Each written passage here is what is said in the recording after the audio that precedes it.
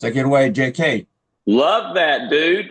Man, that gets me fired up, dude. It's like these big time um these big time promoters and things like that. It's absolutely phenomenal. So love that. Hey, thank your daughter for me, man. That's awesome. So hey, excited to be with you today. We've got a big 10 o'clock call coming up. So excited about listening to Rob Jones and the things that he's sharing. So anyway, hey. So today we've got Agent Spotlight with Harold Lassiter, and excited. As a matter of fact, for those of you guys that are on, I think y'all heard a great like leeway into that with Casey and Harold talking. So I've got some things I want to cover, but I'll actually wait until after the spotlight to cover them. So Harold, do I have you out there?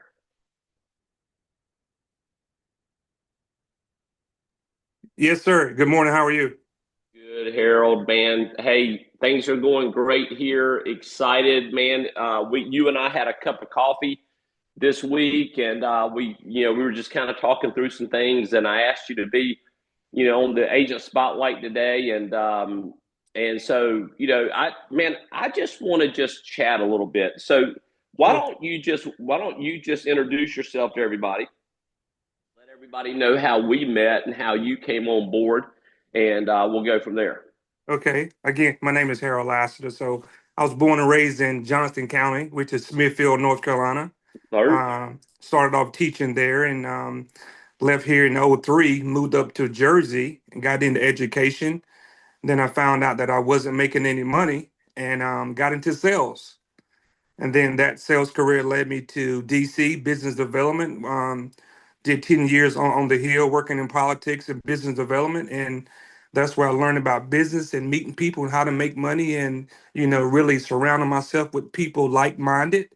And obviously, everybody knows when you're in politics and, certain administrations come on board, they may need you, they may not need you. And which led me back here in 2015. And 2 weeks after moving back, my dad had to have open heart surgery. So I'm the only child. So I look at it, it was the perfect timing for me to move back here to be with my mom and dad.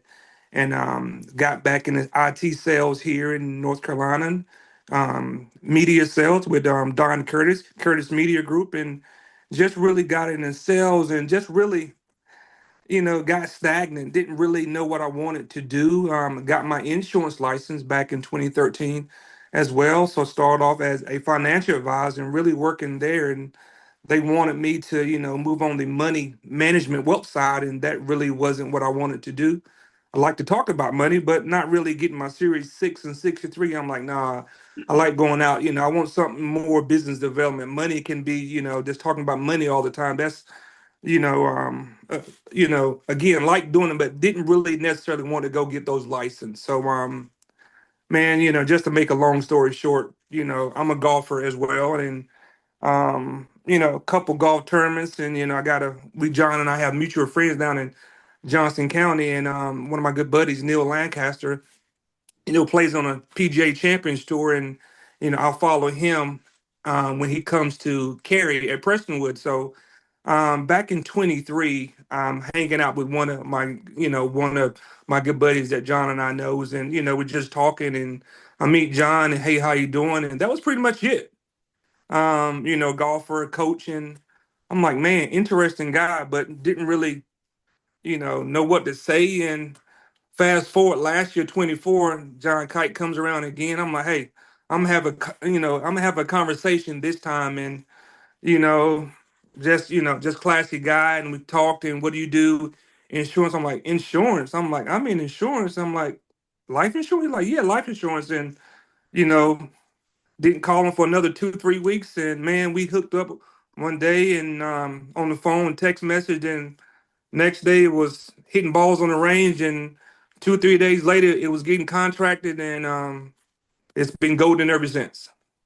So we met. We were both following our buddy Neil, and I guess it was a few years ago at the SAS Championship, and then that was the first time we met. And then it was, I don't know if it was a year later or 2 years later, this past October, That's correct. we were both following Neil again. We recognized each other, said hello, and that's really what started the conversation, right? Sure, absolutely. Yes, sir. So, if as you think back to it, Harold, what we meet people all the time in insurance, whatever. Like, I can meet somebody in insurance and have, I mean, there's nothing in me that wants to talk to that person or wants to. So, but from your standpoint, what was the attraction factor to take a look at what we were doing with Cornerstone? I again, I got my insurance license back in 2013, and like I said, I was a financial advisor with Mass Mutual. That was going great. I didn't necessarily want to get on the investment side. Then I started selling final expense Mm-hmm. with Lincoln Heritage. Mm-hmm. Love what they did, but just no growth within that organization for my team. Nothing bad I can say about the company, but I wanted growth. I wanted opportunity to build an agency, and again, it was just selling Lincoln Heritage products. I wanted to, obviously market other carriers in the insurance industry. And not only that, the insurance is $1 billion. Everything we do, everything we buy needs some type of insurance. And I Yeah. like to help people. I like to service my community. Anything that I can do for my community, that's what I'm willing to do. And educating people on the importance of insurance is very important. We need more agents. It's Amen. just, you'd be surprised of how many people we talk with each and every day that doesn't know what type of coverage they have, doesn't have any type of insurance, only rely on their employer insurance, knowing that, we get laid off or get fired at the drop of a hat. So um, I said, about a year ago, hey, this is what I want to do for the rest of my life. And I focused and, just again, and the right opportunity came around and I met you and it's just golden. And I mean, things happen in their perfect timing. I didn't, again, like I said, before I met you, I was kind of stagnant, didn't really know what I wanted to do, had many skills, know a lot of people, a lot of opportunities, but this opportunity is just golden to still be able to meet people who needs life insurance, but not only that, be able to market different carriers in the insurance industry and build an agency and a reputable agent marketing company like Cornerstone, like Equus, so that's where the drive comes from. So, and I love the way you're communicating that, because the way I want every single one of our agents positioned is, okay, you're going to be contracted with some of the top life insurance carriers that do business in our country. Like, when you look at the Mutual of Omaha's, the government personnel mutuals, the AMAMs, the Americos, like the Foresters, like CVS, Aetna. These are some of the top life insurance carriers in the United States with some of the top products that are solutions for middle income America. So what we do is we want to educate our agents on what product fits best in different situations. Uh, one of the enemies that we combat out there, you talk about the Lincoln Heritages, you look at all of these shops out there, and there's so many final expense people out there, and what they teach is a whole life product is a one size fits all. Whole life, whole life, whole life. It's a final expense, right? And so I was actually in the final expense world. I know how that works. And therefore, I ended up writing whole life on a lot of younger, healthier people. And I remember when I joined Equus and I learned the power of universal life, and that I could structure that to be just as permanent as whole life, but it had living benefits. And when I found out how much more cash value that product created than whole life, I remember I spent probably my first 60 days going and replacing all of my 50 to 73, 74-year-olds on replacing those whole life products. I said, I've done put you in a product that's been designed for a 78-year-old with health issues. You know, you're 63, you don't have virtually any health issues. You can qualify for this much better permanent product without giving up any permanency of product. Absolutely. Yes, sir. You can increase cash value and you can have living benefits. And so anyway, I just got on fire about that. But it's the thing, Harold, when you look at these captive agencies out there and these industry captive people, you know, they do teach that one size fits all versus hey, this situation, this age group, this whatever, this is why this company created this product. Sure. And so the more we can learn about insurance, the better field underwriters we can be, and then the better we can service our clients to make sure that, hey, if you're 25 years old or you're 75 years old and you've got a mortgage and you want to put some type of protection, then we can show you how to do that and walk away knowing that for what you're wanting, you've got the very best protection possible. So I love the way you said that. Now I want to transition to what you've done. Okay, so okay. You've kind of like, and it's not anything that we've taught you to do. You just gone and done it. But you know, one of the things I'm a big stickler about right now is these brand new people. Like, hey, go work your warm market, get some money so that you can get on a better close ratio lead when you start your lead driven sales. Right. Well, in your first 45 days or so, 60 days, you know, I'm on minus a few days because of the Christmas season, but man, you and I talked about it over coffee this week. You've gone out, man. You looks like profitability wise, you've made a little over $10,000. But all of those people that you've helped, man, they haven't really been from leads. They've just been from your warm market or people that you just met out and about.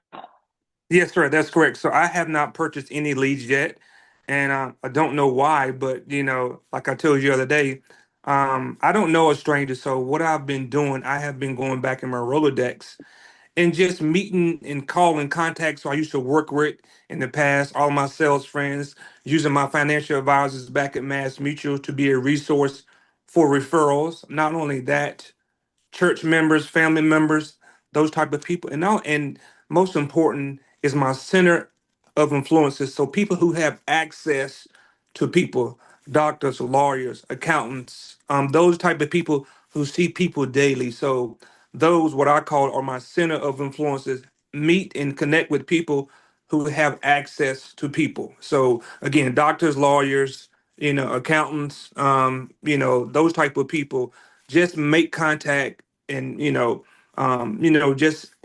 just ask for access to people. Love it.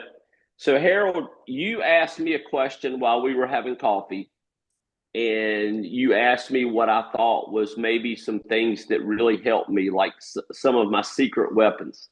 Sure. And you and I kind of launched in on a conversation about what I really felt was my secret weapon in the field. Of course, this was back when everybody was face to face. Okay. I didn't just choose to go face to face like so many people are virtual today. But what I told you, Harold, was that I felt like my secret weapon was I love to door knock. Door knock, yes, absolutely. And I told you about, I'll never forget where I was, Bolivia, North Carolina. Bolivia, little town off of Highway 17. But I remember I bought a lead, and back then leads were like $50. And I remember I bought this lead and I printed it off. And so this piece of paper came off the printer. And I remember this thought hit me, man, I just paid $50 for that piece of paper. And I remember calling that person, and I remember them being the rudest, like so rude, like I'd caught them at a bad time or whatever. But I remember hanging up that phone being so defeated because my only thought was, I paid $50 for that piece of paper and they said no. And so now it's worthless. Yes, sir. Well, I'd like to take credit for this because it certainly wasn't my genius. But I remember I was in Bolivia and the person that I had called was in Bolivia. And I remember I had that lead. And I just remember thinking, just something welled up inside of me saying, there ain't no reason why I can't go introduce myself. Because, I mean, like, I upset that person so bad, by calling them on the phone on Saturday morning. They got so mad at me. Like, I'm just going to go by and apologize. And I remember I went by and I knocked on their door and I showed them the form they filled out. And I just introduced myself as their field underwriter. And I had called them on Saturday morning. And before I could even finish, they started apologizing. And it was one of the nicest little door chats that I've had. And I remember I didn't go in right then, but I remember we set an appointment for a few days later. I came over, I wrote the application. And so one of my biggest secrets of all was that a no is not a no. A lead is not retired until I get a no face to face. It doesn't matter what they say. People are scared. I learned that day that, and one of my big, if I'm ever going to teach a session on success or sales or distribution building, I'm never going to teach without teaching human nature. Sure. Because we all, in ourselves, we battle human nature. I'm getting ready to teach on that here in just a minute. But human nature is what we have to learn to work with in order to be successful in relationships with people. And I just remember really knowing deep in my spirit that day that people in our life right now, they're taught to be skeptical of anything over the phone. That's right. And so when I called this person and I introduced myself, no matter me telling them I had the form, no matter me telling them I could text over the form, that they didn't want to hear. Like they thought I was scamming them, and I called them on a Saturday morning. But when I found out, and I told you this, that day forward, I always went and door knocked my nose. That's right. Tell you, I sold a ton of applications from doing that and met some of the nicest people. So I used to have a saying, I can't really remember the exact thing now, but it was the ruder they are on the phone, typically the nicer they are to your face. So absolutely. But Harold, so moving forward, one of the things that I recommended to you was, man, don't get behind. Listen, I'm not poo-pooing virtual sales, but listen. When I met you, I fell in love with you because of who you are. Your gift is your ability to deal with people, and so I encouraged you to stay out face to face, but to start getting, maybe get on an A lead standing lead order, get maybe 10, 15 A leads a week in your area. That's correct. So that you can do virtual with the ones that would rather do virtual, but you can always utilize your biggest strength, and that is that great smile you have, and talk to people face to face. Y'all see that smile right there? Yes, sir. Absolutely. Yes, sir. So going forward, so what does that plan make sense to you, or you just not going to do it? No, absolutely. That plan makes sense. I want to stick with the plan, stick with the routine. Again, and I tell people sometimes if you do things great and not sticking to the plan, just think how much greater access or success you will have once you incorporate the daily routine set from the higher ups. And so, yes, I'm going to incorporate that advice into my daily plan. Yes. Well, 10 A leads a week or 15 A leads a week working virtually, you're going to have a lower close ratio because you're working virtually. But I will promise you this, Harold, and I'm going to promise you in front of everybody on here that 10 to 15 A leads a week with you working in probably that region that we talked about, your where you live. I'm not going to mention any names or any counties, Sure. but where you live in a good 3-hour radius of that, I think that you can get 10 to 15 A leads a week. And here, this is you're going to have a higher close ratio when you are face to face.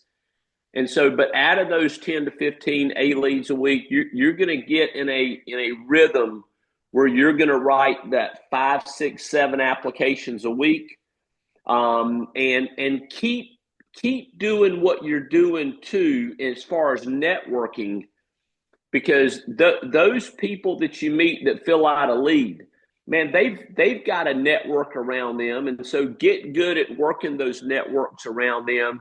And I think that's going to be the genesis of your profitability. That's going to attract. You didn't really say this, but I think that it's true.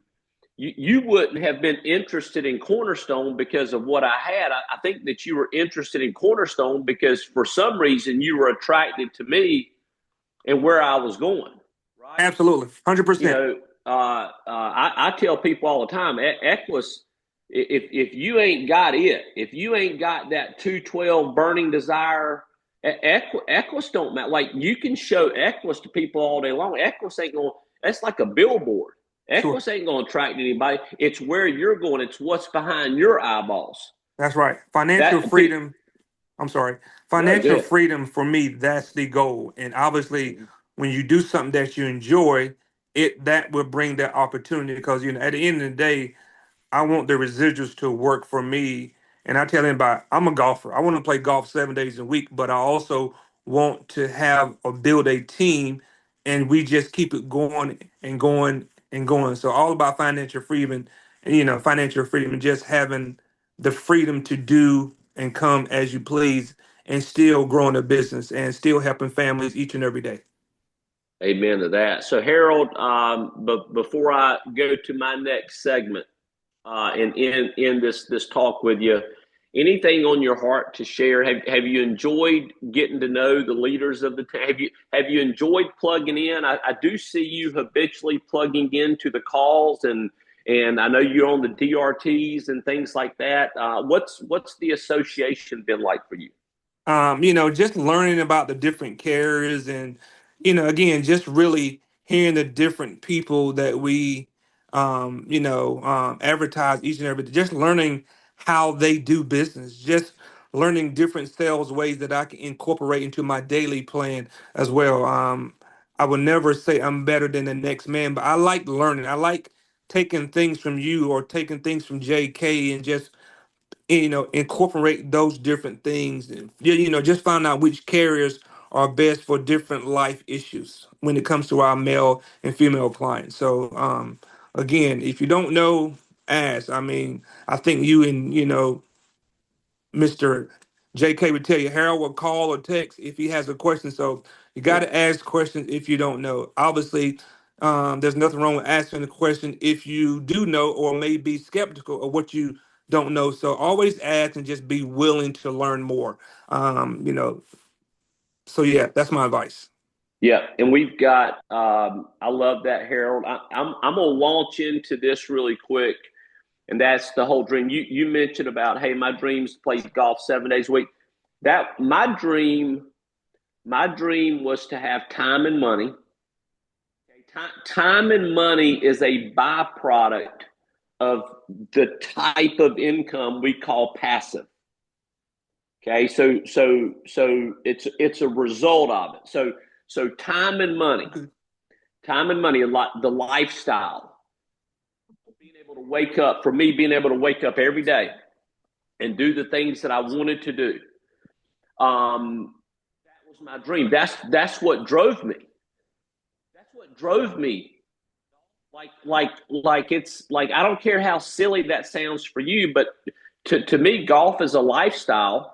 And I love it, man. I love waking up in the mornings, and I love, the biggest thing is looking outside as the sun's shining. What's the temperature going to be today? And, I'm gonna do my work, do my personal development, because that never stops, right? Sure. My trajectory to grow as a human throughout my life. I hope my very best day is my last day.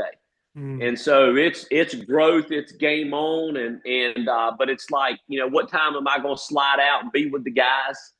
I love it. My course down in Florida, man, it's every day. So it's open 6 days a week, closed on Mondays, but every day of the week, Tuesday through Sunday, you go on that first tee box around 11:15 it starts. And by about 11:45, there's always 15, 20, 25 guys on that tee box. We all divide up in the groups of 4, and we go off and we have the big game, man, but it's every day. And man, it's so cool because, man, it's just, if you don't know, you don't know, but if you do know, you do know. There's just the spirit of it. That's right. There's being around the guys. There's being out on the golf course. It's just it's so much fun, and you got your guys that you like to play with, and you got the little games within the games that you like, and there's always a little bit of junk talking going on there. And one of my dreams of this team is to be able to take people that are successful at a certain level and just say, hey, it's like this time of year, man. Like, I'm going to fast forward to next year. And let's say next year the winter's just as bad as this for most of y'all. And man, what would be wrong in saying, hey, guys, look on your calendar for maybe next Monday or Tuesday. And we're going to meet here because out in Phoenix, Arizona, it's going to be 76 degrees and sunny. We're going to meet out in Phoenix. I've already got us a couple tee times. But, like, it's having the lifestyle where you're able to do things like that and not bat an eye because you've got money. Money doesn't control every decision you make anymore. You've overcome that, okay, that old stinky green thing they call money. But you've also got time. You don't have no boss. You don't have to wake up every day to go personally sell life insurance for your income. You're free, man. That in America is as close to this thing called financial freedom as you could be. And it comes from the type of income called passive or permanent. You can go out and make a bunch of money and it be self-driven. And whatever you're doing to make money owns you. You don't own it. It owns you. Whether you're a doctor, lawyer, or dentist, chiropractor, or restaurant owner, or insurance agent. If 100% of your income comes from your efforts only, you're always going to be owned by that. You've always got to continue to do your activity to produce income, and that's not financial freedom. That's called creating a lifestyle that your family enjoys, but you can't ever enjoy. You can't ever really enjoy it, but so much there. So it's just the dream. And so what I encourage you guys, maybe golf's not your thing. It's okay. But there is something out there that is your thing. And it's called a dream. And it's okay to let yourself think those thoughts, because for most of us, that's what drives. For me, it was never a certain amount of money. In my daily affirmations, I always spoke that I made $21,000 a week. I make $21,000 a week. I make $21,000. Guys, I was speaking. I made $21,000 a week when, dadgum, I was hard pressed to make $21,000 every 5 or 6 months. But I was speaking. I was making $21,000 a week because I had read the book Master Key to Riches, and it talked about creating a success consciousness. And it talked about writing it down. I remember on a sheet of paper writing down a money sign and repeating over and over out loud so I can hear it in my inner ear. I made $21,000. I make $21,000. It was no big deal. I make $21,000 a week. And I spoke that until it happened. $21,000 a week is $84,000 a month. It's $1 million a year. But guys, it's like it's programming, it's all of those, but it's okay to dream. You won't find most people telling you that, because when you get past a certain age, broke people always tell you you need to get to reality. No, you need to dream. Dream is what drives entrepreneurs. And so dream is a language that entrepreneurs tend to speak. So I'm going to wrap up with this. This is on my heart here. For you to succeed in this industry, there are 4 things that you got to do. You got to listen. You got to work. You got to figure out how to get results. Okay. You got to figure it out for you. You got to figure out how to make money. Okay. You won't stay in your business very long without making money. Money is like oxygen. You got to figure it out. Okay. And so you gotta listen, you gotta work, you gotta figure out, you gotta produce, man. You gotta figure out how to produce those results. And number 4, you gotta associate. Now, can I be really real with you? Okay, be real with you here just for a second. Okay, association is not natural. Okay, discipline is not natural. A lot of the things that you do in your life that's good, you have to learn those things. You have to learn them. It has to be developed as habit, because you've got to overcome your human nature. Human nature does not want to associate. Human nature wants to be comfortable. If you're going to grow, you have to get out of comfortable into uncomfortable. Okay, uncomfortable is outside of our comfort zone, and that's where all growth takes place.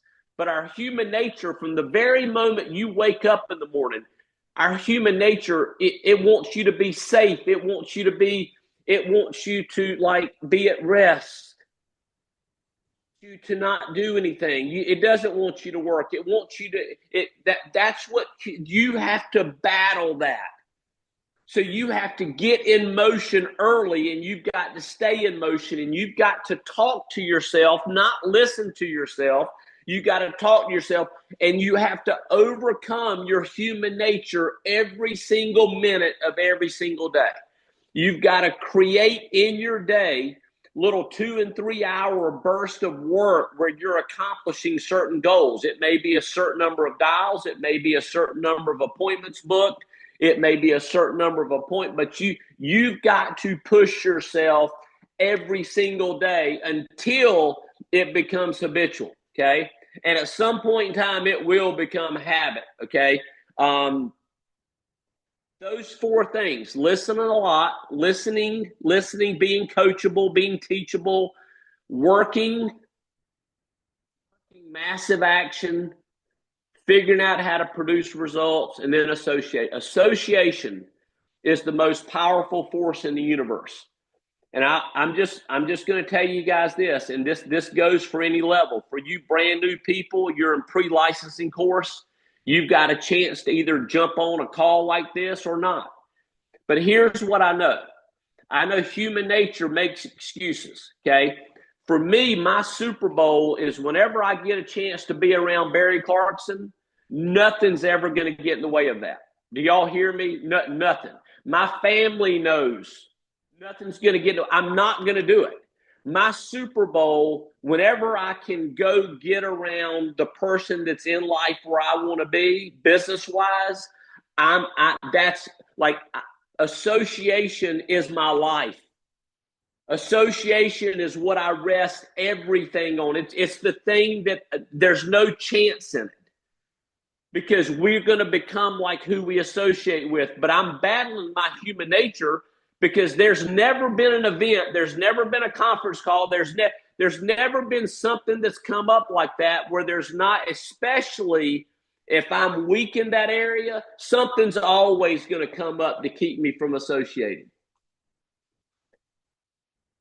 I will tell you what, man, I learned a long time ago to never, ever, ever allow that to happen. And I will tell you what, Kim and I went through massive struggle in our family when we made that decision. But I look back on it now and I thank God, because I'm going to tell you what, that's the one decision that kept us moving forward and kept us growing. Your reasons for not plugging into association, okay? Here's a good litmus test for it. Okay, there's a lot of you guys. You're real big into sports, and man, you pull for your teams, and man, you put your hats on backwards on Sundays or Saturdays, and you know you tend to pull more for your team than you do for your own family. You tend to take your team's game, our game, more serious than you do your week. That's what I'm talking about, right? A little uncomfortable, but man, it's true, isn't it?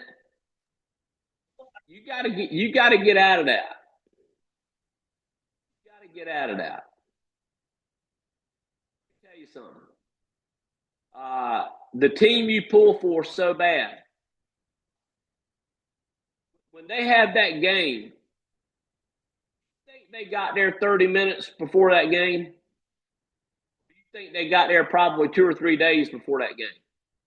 See, you think that your star quarterback didn't have family issues come up? Do you think your star quarterback felt good every time on shoulder pads and cleats and all that stuff?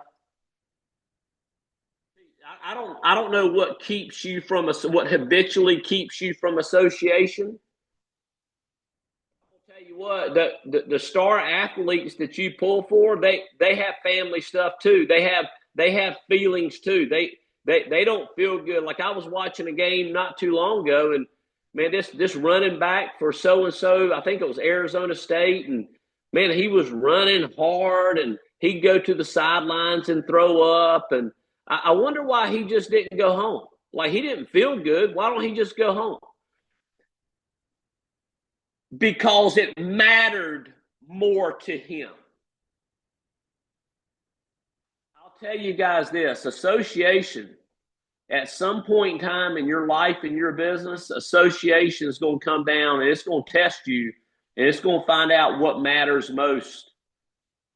And there's a way that you can associate by putting your family and your feelings first without caving into them. And when you start doing that, to me, that's the ultimate form of love. It's the ultimate form of maturity in business. And it is the type of commitment that will finally start attracting people to want to follow you. So with that, I'm going to go ahead and end it. And we're going to go listen to Rob Jones here in a few minutes. God bless y'all.